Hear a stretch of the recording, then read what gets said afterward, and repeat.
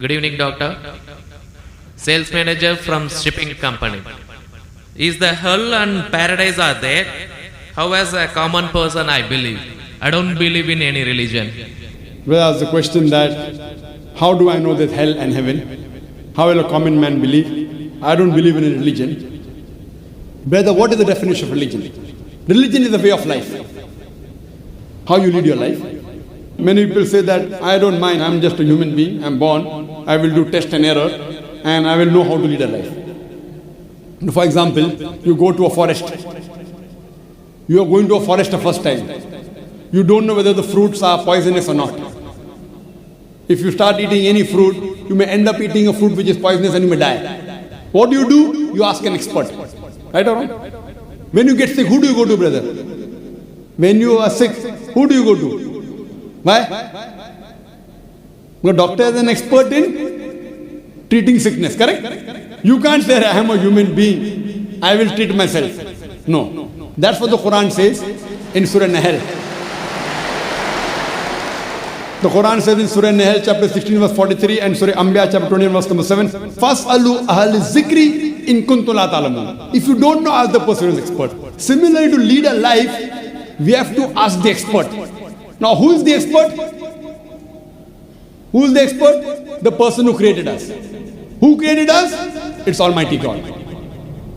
So, we have to follow the commandment of Almighty God. If you do not believe in Almighty God, you should listen to my video cassette, Is the Quran God's Word? Where I have proved logically and scientifically the existence of Allah subhanahu wa ta'ala. If you are an atheist, are you an atheist, brother? Are you an atheist? Pardon me? Are you an atheist? No. Not an atheist. So what do you? Do you believe in God? Actually, I believe in the power. But Fine. That means you believe in God. You want to call it power, you want to call it supernatural, you believe in God. it's like I believe something. Something. but You that don't is- know the name. That name is God. You may call it power, you may call it anything. If you don't believe in God, then you listen to my video cassette, Is the Quran God's Word? If you don't know who that power is, yet you listen to my cassette, Is the Quran God's Word? Where I have proven scientifically, undoubtedly, existence of Allah subhanahu wa ta'ala, and the Quran is the word of Almighty God. Now coming to your question, if you say about power, that means you believe in a religion. Because religion by definition according to Oxford Dictionary, religion means a belief in a supernatural controlling power. Power word is there. That means you believe in a religion. Religion according to Oxford Dictionary means a belief in a supernatural controlling power, a personal God or gods that deserve obedience and worship. That means you believe in religion, you don't know the definition of religion. So don't say I don't believe in religion. Religion is English word, brother. Religion is English word. If you open the Oxford Dictionary, it says religion means a belief in a superhuman controlling power, and you believe in a power. Or a personal God or God that deserve worship or obedience. To know more about that power, you see my video because it is the Quran God's Word. Now coming to your question, basic question, how will I prove that there is hell and heaven? Now if you hear my video cassette, I have proved many scientific aspects in the Quran. If you use science to the Quran, what we come to know that whatever the Quran has said today, 80% can be proved to be 100% correct scientifically. Quran speaks about various scientific facts, which we came to know recently. It speaks about astronomy, it speaks about the spherical nature of the earth, it speaks about the Big Bang, it speaks about the light of the moon is not its own reflected light, it speaks about the water cycle, it speaks about biology, it speaks about botany, it speaks about zoology, it speaks about embryology, all these things. Now, today is the age of science and technology. If we put this test of science to the Quran, what we come to know, 80% whatever the Quran has said is 100% perfectly correct. The balance 20% is ambiguous, neither right, neither wrong. Out of that 20%, not even 0.01% has been proved to be wrong by scientific fact. It is ambiguous. So what my logic says, when 80% is 100% correct, and not even 0.01% of the 20% is proved wrong, so my logic says that inshallah, even that 20% will be correct. It's a logical belief. I being a medical doctor, Quran speaks about astronomy, embryology, genetics, everything perfect. Then you ask me, brother, you being a doctor, you believe in Hell? You believe in heaven? You believe in jinn? You believe in life after death? So my logic says, inshallah, even the other 20% in the Quran, which science hasn't reached up to that level. Science cannot prove it. Maybe science will prove 50 years later or 10 years later. But today science hasn't reached that level. So in this way, I believe whatever 20% which science hasn't proved to be right or wrong, inshallah, even that will be right. This is one way to prove about hell and heaven. There's another way, simple way, without reading Quran. Brother, I am asking you a simple question. Is robbing good or bad? Robbing is good or bad? Robbing is bad. Bad. Yeah. Raping a girl is good or bad? No, bad. Bad. Okay, now I am asking you a question. Logically, I suppose happen to be the biggest mafia. Hypothetically, I am a big robber. You prove to me logically and scientifically. I am a very logical person. I am a scientific person. I am a logical person and scientific person. You prove to me why robbing is bad for me and I will stop robbing. Only one reason you give me. One good reason why robbing is bad for me and I will stop robbing. It hurts others. It hurts people. It hurts others. What difference does it make to me? If it hurts, if I rob 1,000 riyal, it is benefiting me. I can see movie. I can go to a 5-star hotel. What difference does it make whether it hurts others? Does it hurt me? I told you, prove to me why it is bad for me, not for others. I am least bothered about the others. Why is it bad for me? When I am robbing 1,000, if it hurts him, no problem. What difference does it make to me? If it hurts somebody else, does it make a difference to me? I can enjoy, I can see movie. I can eat chicken biryani. I asked you, give me one logical reason why it is bad for me, not why it is bad for others. I am a big mafia. I am powerful. I am a scientific person, logical person. Prove to me one good reason, logical, why robbing is bad. I will stop robbing. Come on. Another try, brother. Another try. One more try. Why it is bad? No answer. No answer. Try. There are 20, 30 reasons, 100 reasons you can give. Actually, as you said, the religion means the way of life. Not religion. Why robbing is bad? Tell me. Don't go to religion. No. I'm coming to the point. No, not point. First tell me why robbing is bad. We'll come back to your point afterwards. I'll come to your point afterwards. When that is the way of life. Not way of life. Tell me why robbing is bad according to you. Why it is bad for me, I will stop robbing. Up to me, it hurts others. So, but what difference does it make to me when it hurts others? Does it hurt me? Of course, why it is bad for me, not why it is bad for others. Once we come to the society, we have to face them. Okay, once we come to society, you have to face them. I'm facing them. What's what? Why it is bad for me? The society won't respect us. What difference does it make whether respect or not? I can eat chicken biryani. I can go and see a movie. I can go to a 5-star hotel.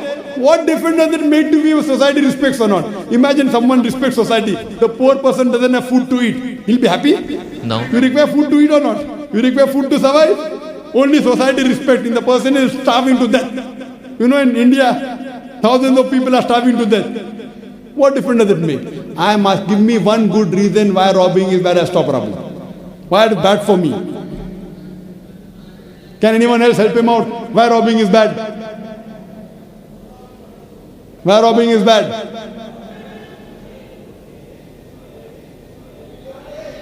There are various answers. I'll help you out. You may say, police will catch you. Good logical reason. Police will come and catch you. Correct, right or wrong? Correct. But you didn't give I'm helping you out. But brother, I told you I'm a powerful mafia. The police is in my pocket. Ministers are in my pocket. Big mafia. See, all the top mafia, the police is in the pocket. They are on my payroll. The police is on my payroll. What will they catch me? Small robber like you should not rob. You will get arrested. I'm a top mafia. The police is on my payroll. Even the ministers are on my payroll. They are in my pocket. So small robber like you should not rob. Big mafia like me can rob. Another reason, I'll help you out. Maybe somebody will come and rob you. Yes. No one can rob me because I got 100 bodyguards. All of them hiding behind the stage. Bodyguards. Small robber robs, somebody will rob him. No one can rob me because I got bodyguards. Hundreds of bodyguards with AK-47. So logically you cannot prove at all why robbing is bad. With all your science and technology, you cannot prove robbing is bad. So shall I take it in that way? It is to make people fear that, if you do wrong things, then when you die. What wrong thing? Where is robbing wrong? First you prove it is wrong, na? Where is robbing wrong? You haven't proved to me robbing is wrong. When you prove robbing is wrong, then you can say don't do wrong things, na? Therefore, what is good, what is right, you require a creator to tell you. You require a doctor to tell you what food is good, what food is bad. This fruit is poisonous, this is healthy for you. Apple is healthy for you, wild berries are poisonous for you. A doctor tells you. There is no better doctor than Allah subhanahu wa ta'ala. Logically speaking, brother, that mafia has got bodyguards. No one can harm him. And believe me, there are many examples. He dies a very comfortable death. But I am asking a simple question now, brother. Don't you think that there should be justice? Brother? Yes. Justice. Someone should punish him or not? Law is there. But the law cannot punish every human being here. Why? There are many mafias in Italy. There are many underworld people in India. And the law can't do anything to them. The law is in their pocket. But yet, you as a common man, don't you think you should be punished? Raping is good or bad? There are many people who rape. They rape the girls. No, nothing. The law cannot catch them. So don't you think he should be punished? Yes or no? Yes. But there are many people you see in this world who are big mafias. They die comfortable, they are rich, they are millionaires. There should be some justice. The reply is given by Creator. Surah Al-Imran, chapter number 3, verse number 185. Allah says, Kullu nafsin dhaikatul maut. Every soul shall have a taste of death. But the final recompense will be on the day of judgment. This life is just mere chattels of deception. If there is no life after death, this life is of injustice. What we say, that the total justice would be on the day of judgment. Our Creator Almighty God will give justice. I tell the person, fine, you may be a big robber. For example, you are that mafia, now I am a Muslim. No one can harm you. Police is in your pocket. Then ask you, justice is required. Yes. If someone robs you, no one can rob you, agree. But don't you feel there should be justice? There are many robbers, there are many evils, there are many criminals who go scot-free. Unless there is life after death. You cannot prove robbing is bad. You cannot prove raping is bad. Unless there is life after death, no humanity, no book on humanity, no Mother Teresa, no Mahatma Gandhi can prove robbing is bad without the concept of life after death. Because I am asking you a question. Hitler. History tells us Hitler incinerated 6 million Jews. How many Jews? 6 million. 6 million. Suppose the law catches Hitler. What punishment can you give Hitler so that you can compensate for? He has burned 6 million Jews alive. Can you give him any punishment? Brother. We have to put him in jail till his life day. Okay, will it be equivalent to burning 6 million Jews? Is burning better or putting in jail better?